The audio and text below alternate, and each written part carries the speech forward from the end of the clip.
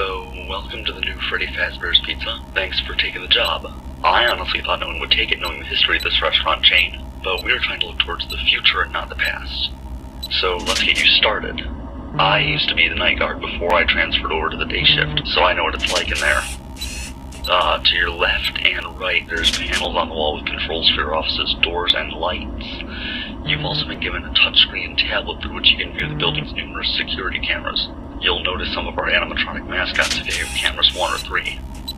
There's one more, but it's not easy to spot like the rest. I think it's somewhere in camera 10. Interesting story about the mascots, actually. We originally intended to reuse the models from the 90s, but they were just too smelly and glitchy. We didn't want to reopen the place smelling like rotten flesh. So, the robots in the building with you are actually the models from the 80s. We had them retrieved from the junkyard they were sent off to and restored them to proper working order. We were able to find all of the mascots except the old balloon vendor, but I'm gonna be honest, I never really liked that one anyway. Now, you may notice during your shift that the robots sometimes wander around a bit. That's because we can't really turn them off. I mean, we can turn them off, but with machinery that old, it can take a while for all the robots to boot back up in the morning. It's just easier to keep them on all the time. Now, these old systems have a known bug where they may confuse you with a costumeless metal endoskeleton. The tech support thinks it's a glitch in the boss's night mode. If they manage to get into your office, they'll likely try to stuff you into a Freddy Fazbear suit. Now, that might not sound that bad until you realize you'll be crushed to death by all the animatronic devices in the suit clamping down in their body. There's one more thing I should probably warn you about. Remember the other mascot I mentioned earlier? The one I think's in camera 10? Well, that one behaves differently from the other ones. You see, back in the 80s, that one, the puppet, was controlled by a music box. If its tune stopped playing, it would leave the box in search of a new source of sound. Well, the music part of the music box doesn't work anymore. The mechanism is too rusty. We just keep the box for aesthetic purposes. That means he'll be wandering around freely like the rest of the robots. I know that sounds bad, but one of our night guards from the past often complained about how tedious winding up its music box could get, so be grateful that you don't have to do that. If it happens to wander inside your office, close the door on the side that it came in from and keep the opposite door open until it leaves.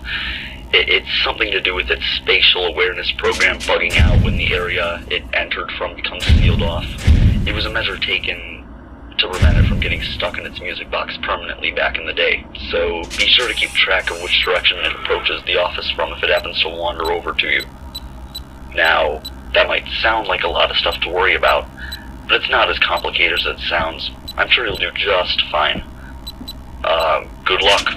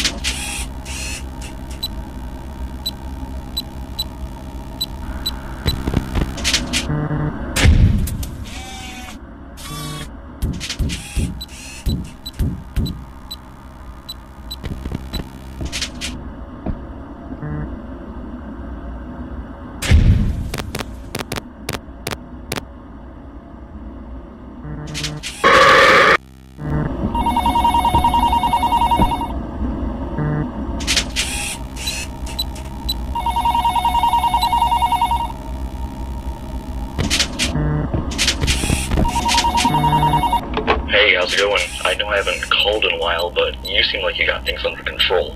Anyway, I've got some good news for you. We searched through one of the old Fazbear buildings and found an old, out-of-commission Freddy suit. The suit isn't full of robot parts like the ones in there with you are. You know what that means. You can wear it during your shift and have no more risk of, well, dying. We should get it to you by next Monday, so just hang in there for one more night, then you're in the clear.